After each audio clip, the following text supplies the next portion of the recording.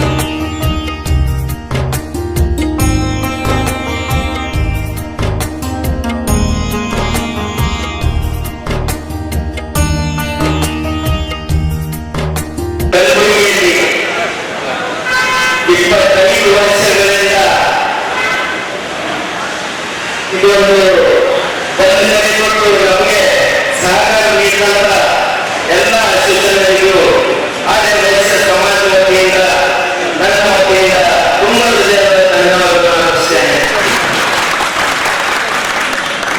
ನಮ್ಮ ಸಮಾಜ, ರೈತರ ಸಮಾಜ, ಸಂಘಗಳು ಬಹಳ ಉದಾಹರಣೆ ಇಟ್ಕೊಂಡು ನಮ್ಮನ್ನು ಈ ಒಂದು ಸೌಭಾಗ್ಯ ಕಲಿಸಿಕೊಟ್ಟಿದ್ದೀವಿ. ಈ ಬಾರಿಗೆ ಪ್ರಥಮ ವರ್ಷವಾಗಿ ನಾವು ಒಂದು ಅನ್ನ ಸಂತರ್ಪಣೆ ಕಾರ್ಯಕ್ರಮ ಅಂದುಕೊಂಡು ಈ ಒಂದು ಚಾಲನೆಯಲ್ಲಿ ತಾವೆಲ್ಲರೂ ಭಾಗಿಯಾಗಿದ್ದೀವಿ.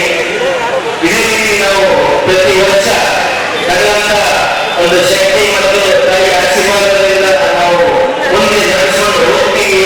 ನಾವೆಲ್ಲರ ಸಹಕಾರದಿಂದ ನಾವು ಇರ್ತೀವಿ. ಬಹಳ ಹೃದಯದಿಂದ ತಮ್ಮೆಲ್ಲರಿಗೂ ಧನ್ಯವಾದ ಮಾಡುತ್ತೇನೆ. ಈಗ ತಾವೆಲ್ಲರೂ ಪ್ರಸಾದ ತೆಗೆದುಕೊಂಡು ತಾವು ನಗರೇಶ್ವರ ದೇವಸ್ಥಾನಕ್ಕೆ ತಾವೆಲ್ಲರೂ ಆಗಮಿಸಿ ತಾಯಿಯ ಬ್ಲೆಸ್ಸಿಂಗ್ಸ್ ಅಂದರೆ ಅವರ. ಎಲ್ಲರಿಗೂ ನಮಸ್ಕಾರ. ಎಲ್ಲರಿಗೂ 4641ನೇ ವಾಸವಿ ಜಯಂತಿಯ ಶುಭಾಶಯಗಳು. ಇಂದು ನಗರದಾದ್ಯಂತ ವಾಸವಿ ಜಯಂತಿ ಬಹಳ ವಿಜೃಂಭಣೆಯಿಂದ ಆಯೋಜಿಸಲಾಗುತ್ತಿದೆ. ಆ ಸಂದರ್ಭದಲ್ಲಿ ನಗರದ ಹಲವಾರು ಕಡೆ ಒಂದು ಅನ್ನದಾಸೋಹದ ಕಾರ್ಯಕ್ರಮಗಳನ್ನು ಹಮ್ಮಿಕೊಂಡಿದ್ದೇವೆ.